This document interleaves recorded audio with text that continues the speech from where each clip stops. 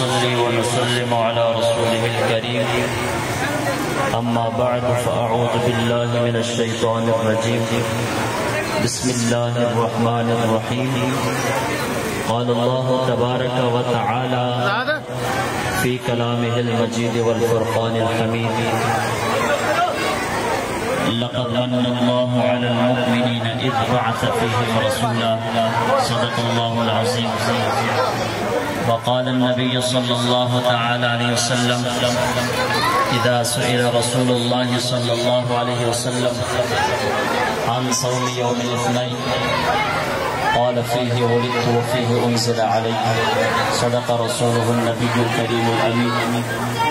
رسول برکت کرے درود و سلام الصلاة والسلام علیک یا رسول اللہ وعلی آلک و اصحابک یا حبیب اللہ. حمد و ثنا کے بعد انتہائی واجب الاحترام برادران اسلام انجمن نوجوانان میلاد کمیٹی عادوان کا مرکزی جلوس آج اپنے مقررہ وقت سے آغاز ہوا اور اپنی منزل کی طرف رواں دواں ہے. اس موقع پر یہ پہلا خطاب ہے.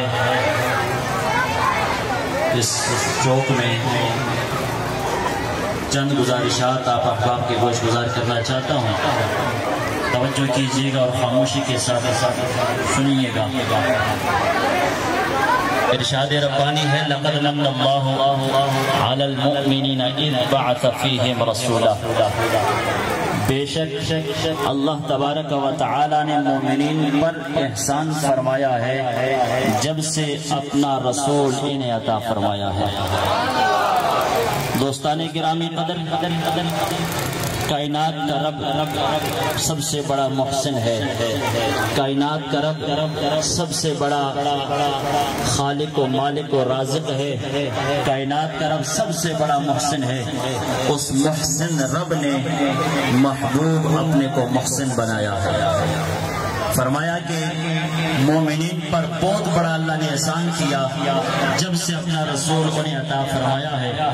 دوستان گرامی قدر اس آیت کے مفہوم کو سمجھاتے ہوئے ایک بات کی طرف اشارہ کرنا چاہتا ہوں. آج دائیں بائیں کے بلوں سے نکل کر لوگ یہ آوازیں دے رہے ہیں کہ احسان محسن تو اللہ ہے. اللہ کا کہ حبیب کا امت پر کوئی احسان نہیں.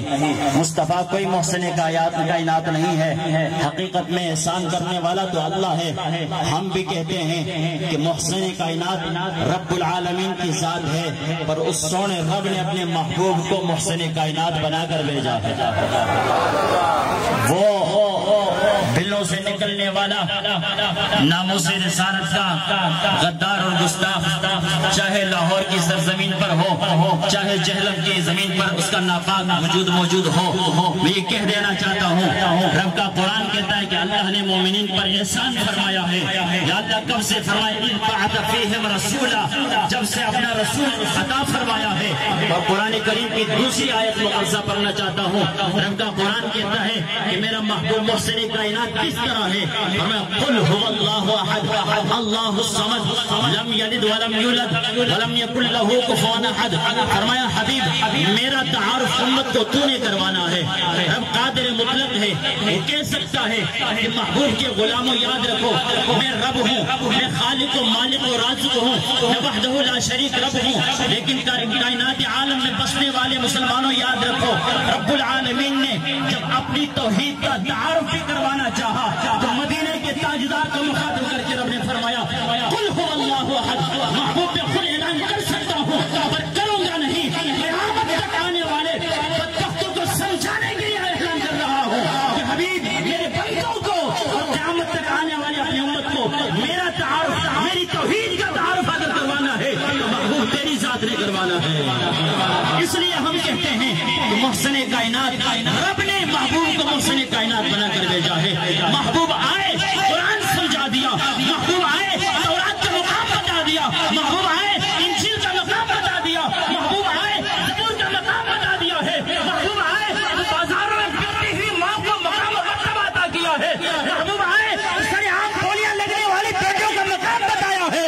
محبوب نے آ کر رب کی پہچان بھی کروائی ہے. رب کے محبوب کی پہچان بھی کروائی ہے.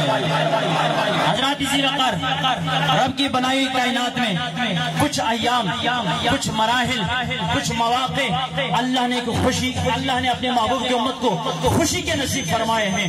حدیث مبارکہ صحیح مسلم کی حدیث مبارکہ رحمت عالم صلی اللہ تعالی وسلم نے ارشاد فرمایا، جمعے کا دن ہے، حضور نے خطبہ ارشاد فرمایا، جمعے کے خطبے کے دوران حضور نے فرمایا ان ھذا اليوم یوم العید، فرمایا جس دن میرے غلاموں آج میں اور آپ جمعے کی نماز ادا کرتے ہیں، جمعہ کا خطبہ تم سنتے ہیں، یہ جمعہ عید کا دن ہے۔ جمعہ کس کا دن ہے؟ عید کا دن ہے۔ کس نے بتایا؟ مدینے کے تاجدار نے بتایا، جس کا میلاد میں اور آپ بنانے کے لیے حاضر ہیں۔ حضور نے فرمایا جمعہ عید کا دن ہے۔ ہو سکتا ہے کسی نے دستے سوال پھیلایا ہو، آقا کریم سمجھاؤ تو صحیح، پیر کا دن کیوں نہیں، اتوار کا دن کیوں نہیں، ہفتے کا دن کیوں نہیں، منگل اور بدھ کا دن کیوں نہیں، جمعرات کا دن کیوں نہیں؟ میرے مصطفیٰ کریم علیہ السلام نے ارشاد فرمایا، میرے غلاموں یاد رکھو جمعہ عید کا دن ہے، جعل اللہ تعالی للمسلمین، اللہ کریم نے کسی اور کے لیے نہیں مسلمانوں کے لیے عید کا دن بنایا ہے۔ حضور کیوں بنایا؟ وجہ کیا ہے؟ ریزن کیا ہے؟ علت کیا ہے؟ وجہ کیا ہے کس وجہ سے جمعے کا دن عید کا دن بنا؟ مصطفیٰ کریم علیہ السلام فرماتے ہیں فیہ خلق آدم وفیہ قبض، فرمایا اسی جمعے کو آدم کی تخلیق جنت میں کی گئی ہے، اسی جمعے کو آدم کے جسد پاک میں روح مقدسہ کو پھونکا گیا ہے، اور اسی جمعے کے دن کو رب العالمین نے جناب آدم کو اپنے پاس بلوایا ہے۔ کی روایت نہیں، کسی اور کی درایت نہیں، کسی اور کا فرمان نہیں ہے، جس کا میلاد میں آپ مناتے ہیں اس محبوب کائنات نے فرمایا جمعہ عید کا دن ہے۔ حضور کیوں فرمایا؟ آدم کی تخلیق بھی ہے، آدم کا وصال بھی ہے۔ توجہ ہے میری باتوں کی طرف؟ آواز بلند کہہ رہی ہے سبحان اللہ۔ میں جو بات سمجھانا چاہتا ہوں وہ سمجھیے دوستان گرامی قدر، مصطفیٰ نے فرمایا جمعہ عید کا دن، کیونکہ آدم کی تخلیق بھی اسی دن ہے، آدم کا وصال بھی اسی دن ہے۔ میں پوچھنا چاہتا ہوں شرق و غرب میں رہنے والے مصطفیٰ کریم علیہ السلام کے میلاد شریف کے منکرین سے سوال اٹھانا چاہتا ہوں، بتاؤ آدم کا وصال جمعے کو ہوا ہے، آمنہ کے لال کو اپنے ابا آدم کے ابا جی آدم کے وصال کا کوئی یاد نہیں فرما رہے تھے، آپ نے کوئی منازع نہیں فرمایا، بلکہ حضور نے فرمایا وصال اگرچہ ہے لیکن آدم کی تخلیق پر جشن مناتے رہیں گے مسلمان قیامت تک، وصال پر سوگ کبھی نہیں منائیں گے۔ دوستانی گرامی قدر، ایک اور بات کی طرف اشارہ دینا چاہتا ہوں، سرکار ہجرت کر کے مدینہ چلے گئے مکہ سے۔ حضرت عبداللہ ابن عباس فرماتے ہیں قدم النبی صلی اللہ تعالی علیہ وسلم المدینہ، حضور مکہ چھوڑ کے اللہ کے حکم پر مدینہ شریف آئے۔ جب سرکار دو عالم صلی اللہ علیہ وسلم کی آمد مدینہ میں ہوئی، فرع الیہود تصوم یوم عاشورہ، فرماتے ہیں کہ حضور علیہ السلام نے مدینہ کے یہودیوں کو دیکھا تو وہ روزہ رکھ رہے تھے 10 محرم الحرام کا، یوم عاشورہ کے روزے کے حالت میں تھے یہودی۔ مصطفیٰ کریم علیہ السلام نے فرمایا قال ما ھذا، اے مدینہ میں رہنے والے یہودیوں بتاؤ کیوں اس دن تم نے روزہ رکھا ہے، اس دن روزے کی علت کیا ہے، وجہ کیا ہے؟ انہوں نے کہا قالوا ھذا یوم صالح، ھذا یوم نجى اللہ تعالی بنی اسرائیل من عدوهم۔ حضور علیہ السلام کو جواب دیا مدینہ کے یہودیوں نے کہ پیغمبر اسلام ہم نے روزہ اس لیے رکھا ہے کہ وہ عظیم دن ہے جس دن بنی اسرائیل کو اللہ نے ان کے دشمنوں سے نجات عطا فرمائی۔ میرے آقا علیہ السلام کا فرمان سنیے، فقال، فرمایا فانا اول بحق فانا احق بموسیٰ منکم، فرمایا مصطفیٰ کریم علیہ السلام نے میرے غلاموں یاد رکھو اگر تم موسیٰ علیہ السلام اور ان کے ماننے والوں کو فرعونیوں سے نجات ملنے کی خوشی میں آج کے دن کا روزہ رکھے ہوئے ہو، فرمایا سنو فانا احق بموسیٰ منکم، اس سے زیادہ قربت رکھنے والا موسیٰ سے میں ہوں، اس سے زیادہ تعلق میری ہے، میرا تعلق ہے، تم سے زیادہ وابستگی میری ہے، مجھے چاہیے کہ میں محمد آج کے دن کا روزہ رکھ لوں۔ ایک صاحب مجھے کہنے لگے، شاید سن رہے ہوں اس وقت، اور مجھے کہنے لگے کہ روزہ رکھا تھا، آپ تو دیگیں چڑھاتے ہو، آپ تو مٹھائیاں تقسیم کرتے ہو، آپ جہاں لنگر بانٹتے ہو، آپ تو جوس تقسیم کرتے ہو، سبیلیں لگ جاتی ہیں، سرکار نے تو روزہ رکھا تھا۔ میں نے پوچھا بتا روزہ غم پہ رکھا جاتا یا خوشی پہ رکھا جاتا؟ کہنے لگا غم اور خوشی کا کنسپٹ اس نے مٹا دیا، کہنے لگا شکرانے کا۔ میں نے کہا بتا ابا جی فوت ہو جائیں، کسی نے کہا شکر الحمدللہ مگر لے گئے، نہیں کہا جاتا، لیکن ابا جی بیماری کے بعد صحت یاب ہو، بیٹا بھی کہتا ہے، بیٹی بھی کہتی ہے اللہ تیرا بڑا احسان شکر ہے ابا جی کو تو نے صحت عطا فرمائی۔ دوستان گرامی قدر، سرکار دو عالم صلی اللہ تعالی علیہ وسلم وسلم کے غلاموں، یوم عاشورہ کا روزہ رکھا سرکار نے کیوں؟ بنی اسرائیل کو فرعونیوں سے اللہ نے نجات عطا فرمائی.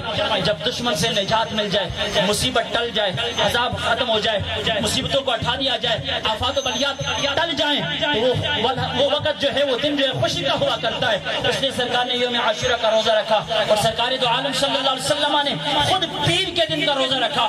حضرت ابو قتادہ فرماتے ہیں سئل رسول اللہ صلی اللہ تعالی علیہ وسلم، آقا علیہ الصلوۃ والسلام سے پوچھا گیا یا رسول اللہ صلی اللہ علیہ وسلم عن صوم یوم الاثنین، پیر کے دن کا روزہ آپ نے کیوں رکھا ہے، کیوں رکھتے رہتے ہیں؟ میرے مصطفیٰ کریم علیہ الصلوۃ والسلام فرماتے ہیں فیہ ولدت وفیہ انزل علی، میرے غلاموں یاد رکھو میں پیر کے دن کا روزہ اس شکرانے کے طور پہ رکھتا ہوں کہ اس دن اللہ نے مجھے پیدا فرمایا ہے اور مجھ پر قرآن نازل فرمایا ہے.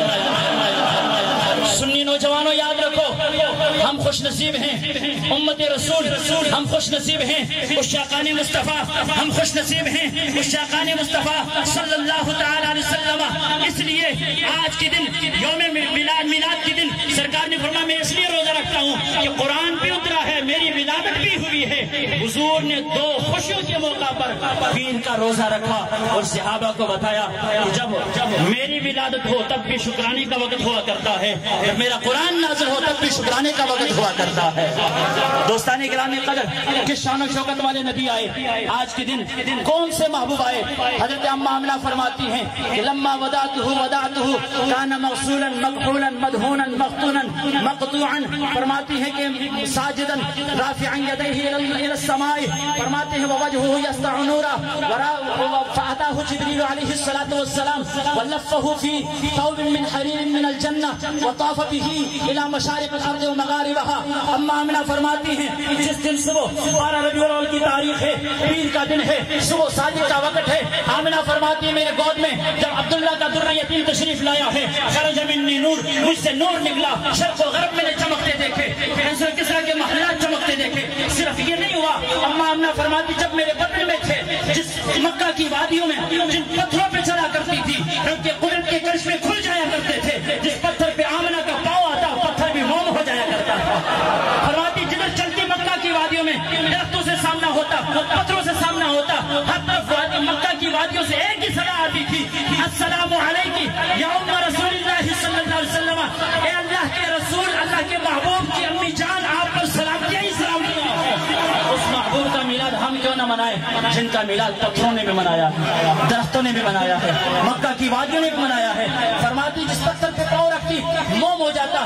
میرے گود میں آئے شام کے محلات چمکتے دکھائی دیے، کسرا کے بت ٹوٹ پڑے، کعبۃ اللہ کے اندر 360 بت پڑے سارے ٹوٹ پڑے. میرے مصطفیٰ کریم علیہ الصلوۃ والسلام کے غلاموں پھر کیا ہوا؟ فرماتی ہیں لوگوں کے بچے دنیا میں آتے ہیں، آنے کے بعد غسل دیا جاتا ہے. اما آمنہ فرماتے کان مغسولا، میرا محبوب آیا ہے تو غسل دینے کی ضرورت نہیں تھی، اللہ نے غسل دے کر بھیجا. کان مختونا، ختنہ آنے کے بعد کیا جاتا ہے. فرماتے میرا لال جب آیا ہے تو ختنہ شدہ تشریف لائے ہیں. کان مکحولا، دنیا میں آنے کے بعد سرما ڈالا جاتا ہے آنکھوں میں، کاجل لگایا جاتا ہے. رب محمد کی قسم ہے کوئی اور راوی نہیں، میرے محبوب کی امی جان فرماتی ہیں میں نے اپنے لال کو دیکھا تو آنکھوں میں سرما لگا ہوا تھا. مطیباً، میرے تیرے بیٹے دنیا میں آتے ہیں، آنے کے بعد خوشبوؤں سے معطر کیا جاتا ہے. کسی کی خالہ آتی ہے، کسی کی پھپھی آتی ہے، کسی کی دادی جان آتی ہے.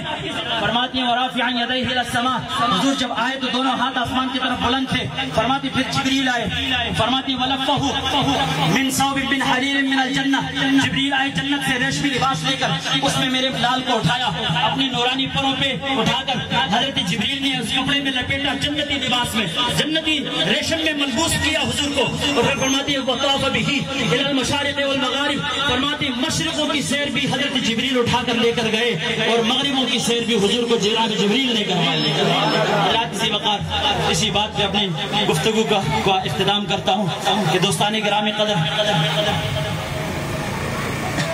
آقا علیہ الصلوۃ والسلام کی آمد بھی ہمارے لیے باعث برکت ہے، حضور علیہ الصلوۃ والسلام کا وصال بھی ہمارے لیے برکت ہے۔ میرے آقا علیہ الصلوۃ والسلام کے آخری فرمان سنیے، حضور نے فرمایا حیاتی خیر لکم و مماتی خیر لکم، میری زندگی بھی تمہارے لیے بہتر، میرا وصال کرنا بھی تمہارے لیے بہتر۔ اصحاب پیغمبر موجود تھے، دستے سوال باندھ کر عرض کرتے ہیں آقا حضور یہ بتائیے حیات تو بہتر ہے، جب بھی آتے صبح آئے دیدار ہو جاتا ہے، شام کو آئے دیدار ہو جاتا ہے، روزانوں بیٹھ کر جو ہے شان عظمت تلمذ حاصل کرتے ہیں، حضور وجہ کیا ہے کہ آپ کا وصال کیسے بہتر ہے؟ حضور نے فرمایا جب تک میں حیات ہوں میری حیات تمہارے لیے بہتر ہے، تمہیں کوئی بھی دنیا اور آخرت کا مسئلہ پیش آئے میرے بارگاہ میں آتے ہو میں تمہاری مشکل کشائی فرمایا کرتا ہوں، لیکن میرا وصال اس لیے بہتر ہے، میں وصال کر جاؤں گا، دنیا سے رحلت کر جاؤں گا، میرے غلاموں اپنے امت کے اچھائی اور برائی کو میرے بارگاہ میں ہر سوموار کو پیش کیا جاتا ہے۔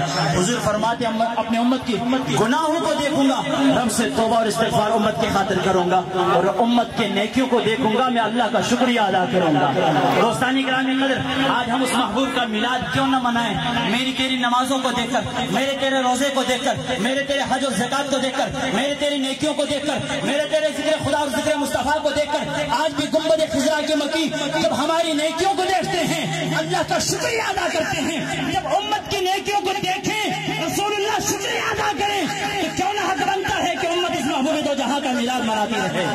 اللہ وحدہ لا شریک عمل کی توفیق عطا فرمائے، آمین وآخر دعوانا ان الحمد للہ رب العالمین۔